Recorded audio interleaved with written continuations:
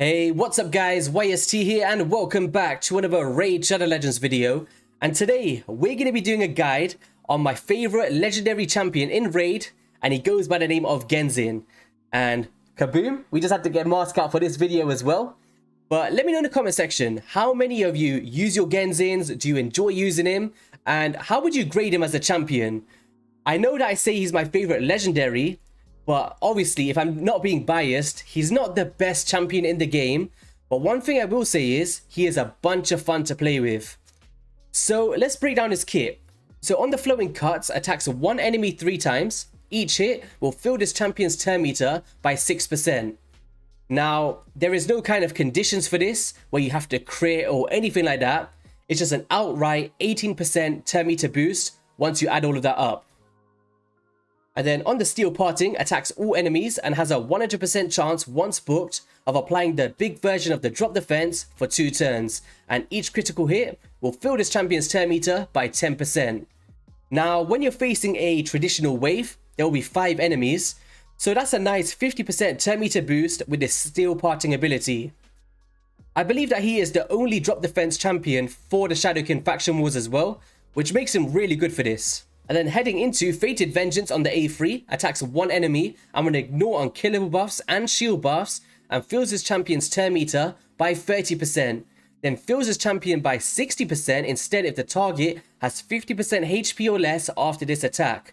Can also decrease the cooldown of Steel Parting and Fatal Vengeance by 1 turn if this attack kills an enemy. Now, if I just pull up the damage multipliers here, this one has the strongest out of his kit at a 5.5, which is really strong.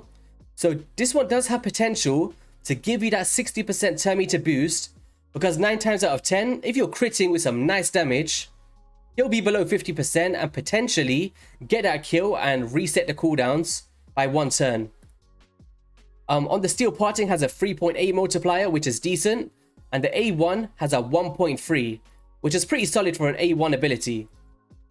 Now, in his passive, with Bushido, increases this champion's speed by 10 and resistance by 50 if the number of champions on this champion's team is equal to or lower than the numbers of enemies on the enemy team. And this effect will always work when fighting bosses. This is a really solid passive. I think really shines in the faction wars mainly. But increasing the speed, increasing the resistance if it's equal to or lower than enemies on the enemy team, which is pretty decent. So overall, really nice kit, kind of basic, but very useful for a vast majority of places. If you talk about faction wars, a Doom Tower, even the Fire Knight, I'll show you a team with 3 champions, and also the arena for mid and potentially some later game content, depending on the scenarios and teams. So let's just break down the artifacts that I'm using today, and it's a double crew and an off-piece set. Trying to go stats over sets here. So we have gone for speed. We got speed, crit rate and crit damage, speed and crit rate and crit damage on the shield, crit damage on the gauntlets, attack percent on the chest plate, and speed on the boots. If you want to go pure damage, I would go attack percent here. But for me personally, Genzin is made to fill his turn meter, and his damage comes from taking so many turns, right? And that's where his utility comes from. It doesn't come through that one attack and you just nuke them straight away. It's kind of like a big version of loads of attacks that he sends out. And then we've got accuracy on the banner to place that if he wants to load. Accuracy on the banner to place drop defense, crit damage with some accuracy rolls, and attack with some attack percent on the ring. Overall stats here, we've gone for decent HP, 5.1k attack, 234 speed, 100% crit rate, 237% crit damage, and 277 accuracy to place those debuffs, right? We want that drop defense to land. I think aim for 200 if you just want to do it in the faction wars. So that's the gear, the Masteries, which I haven't talked about yet. I was going to say that's the gear, the Masteries, and everything you need to know. So let me just move myself out of the way. So we've gone the offense tree, heading down to the Helm Smasher to try and ignore some defense. We have got the Whirlwind of Death to try and increase our speed by 6 for each enemy killed by this champion and stacks across each round in a battle. Cycle of Violence, trying to reset some cooldowns. And we've also gone the Cycle of Magic to try and decrease some more cooldowns. Law of Steel to add to our attack percent. And then we got Spirit Haste for when allies die. So let's take him into a few places in the game, showcase his kit. Let's get into it. Alright then, so we're just heading into the Faction Wars crypts, and we have got a double Genzin here. And watch how fast that we annihilate this wave. Like, this is the final boss, guys. And this is the team that I'm going to be using from now on. Obviously, not everyone's going to have double Genzin, but hopefully you can see the utility here of the damage that the main Genzin that I showed him before and how he performs. He's going to come through here. Boom. Nice little tripper here on the A1. Nice. There we go. And by the way, the one on the left is the one that we're showcasing. Coming through here. We got through that wave. Look, both of the waves in 30 seconds. Now here, we're just going to keep him under control, get some damage out. Oh no, he's going to go for that Genzin. There we go. Flying through. Second Genzin's going to die. Now, boom. More drop defense, drop attack, and hopefully we can survive this hit. Of course, ally protection is huge for this Faction Wars. He's flying through. Ninja's going to take the hit this time. But he's under a veil, so our Genzin did. And the final hit comes in from Torogi the Frog. And as you see here, 786,000 damage. And we did it in 1 minute and 7 seconds. Full auto. So the second Genzin isn't needed. He was just there for fun. You could probably just use any other support champion or damage dealers from this faction. It's really solid. Of course, it's not a 3-star team, but once you get that first 3-star, you just want to get through these Faction Wars crypts as quickly as possible to save your time on a daily basis. And he really does open that up with that drop defense debuff and damage. So let's just take this off. I had to pre-record it because it's not open in the Faction Wars today. It opens tomorrow. Alright, so let's take him into the dungeons. So I have just set up this team. So we've got Scylla the Drakes, 1 Genzin and Allure. And I want you to pay real close attention to the turn meter boosting from everything that he provides in his kit. So there you go, 5 times turn meter boost because he attacked 5 enemies with that A2 ability. Alright, so if our Allure dies, it's okay. We could just bring it back with our Scylla the Drakes. Nice bit of damage there, coming through the stun and kaboom. 20 seconds onto wave 2. Now we just need to get one little stun out, that'd be nice. Alright, nice. Keep the 10 meters down. Alright, surviving pretty well here with our Allure. Being the wrong affinity and being the target here. Nice. Keep those 10 meters down. And Genzin with the final hits. Coming into wave 3, we've got the presets to open up with the A1s. Nice. Now we just need Allure to come through with 10 meter reductions, and now we're in sync. We just need a decreased speed, will be nice from Scylla the Drakes as well. Now potentially here, because he's got the A1 with a triple hit, if you're just facing bosses, you could go Giant Slayer and get full use from that. But hopefully we could do this in around 2 minutes. It's kind of the aim here. There we go. Keeping this consistent. Get some damage out. 87,000 net on the A3. Keeping it up. 10 meters.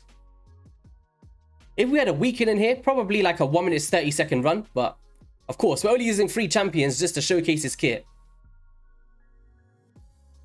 Nice. Oh, we're going to do it in less than 2 minutes. Through testing, it was around 2 minutes, 2 minutes 5 seconds. But this is looking like 1 minute 50. Or maybe it is going to be the 2 minutes. Oh, there we go. So 1 minute 50 seconds and 2.2 million damage on our Genzin.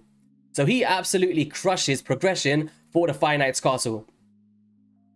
Minotaur's Labyrinth, he's actually in my speed farm team. So this is a team like this where if you're trying to do multiple champions at once and you just want one solo farmer, Genzin opens up that opportunity. So you can kind of farm multiple champions at the same time. So here we go. And I'm actually working on my Erstiger at the moment, so this is a great little run for me to do. So 9 seconds, wave 2. He's going to come through with a drop defense. Alright, kill off our other champions, it doesn't matter. Oh, nice little 10 meter reduction there from our Yakal. Usually, depending on the champions, if some champions die, it goes a lot quicker. But obviously, these champions are already fully 6-starred. So just having my Great Hall is making them survive these hits. And one more hit to come through. Is Ursa going to get it? Oh, she did. So we got it in 42 seconds, but the estimated is around 30 seconds per run, which is reasonable for a Genzin. Alright, so let's wrap things up with the arena. And this is a team that I like to put together. It's a little Go second team I was working on. Shall we showcase this? Why not? We'll do some speed teams and a different variation. I was actually going to show a video with our Ursa going a separate one. There we go. We're surviving the hits here. And now Genzin's going to come through with that A3 ability. And kaboom! 40,000 damage. Surprised he didn't get a weak hit on the Alexander. Nice little hit there.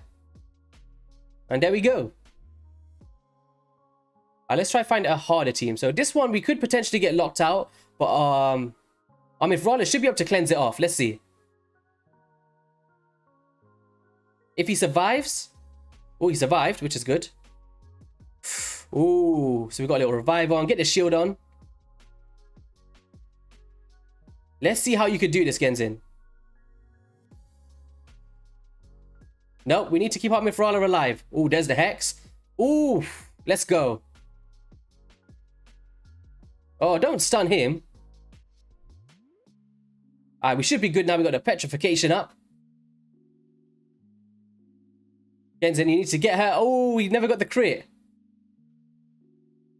And there we go. So, really solid in those scenarios as well. 152,000 damage.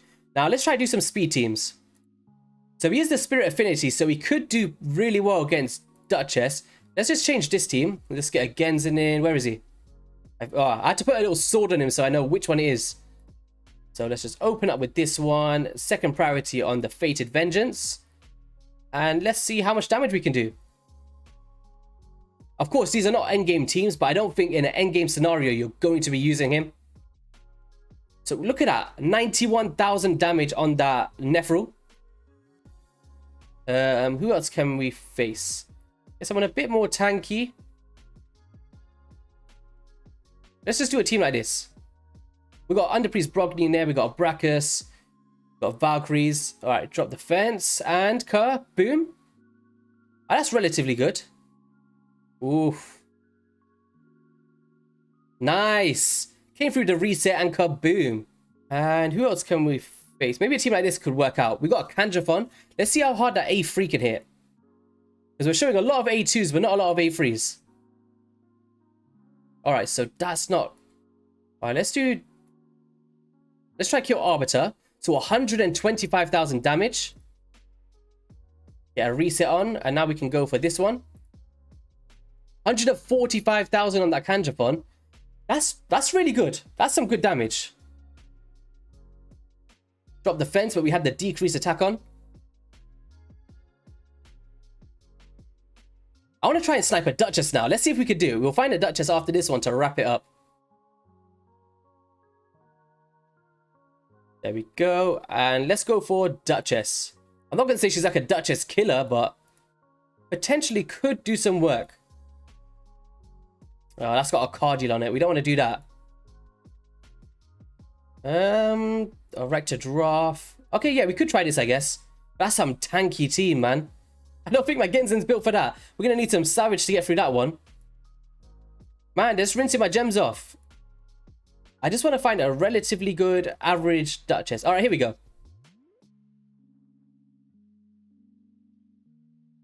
So we're going to boost, sleep, drop defense, drop attack, and... Alright, let's put on a 1 turn, and let's go. 140,000 on that Duchess. That must have been the Helm Smasher proc. But damn, that's not bad at all, to be honest. Let's try the A1. 30,000 a hit. Let's just drop the turn meter of this dude, put some fear on. We don't get provoked. And let's kill off him. So that A3 smacks, guys. If you're looking for like a drop the fence, come through and snipe like one of the tanky champions, he can fill that role. Like, he's surprising me. with that damage on those duchesses and stuff. There we go. That wasn't like a pushover team. This duchess was probably built for a good amount of defense there.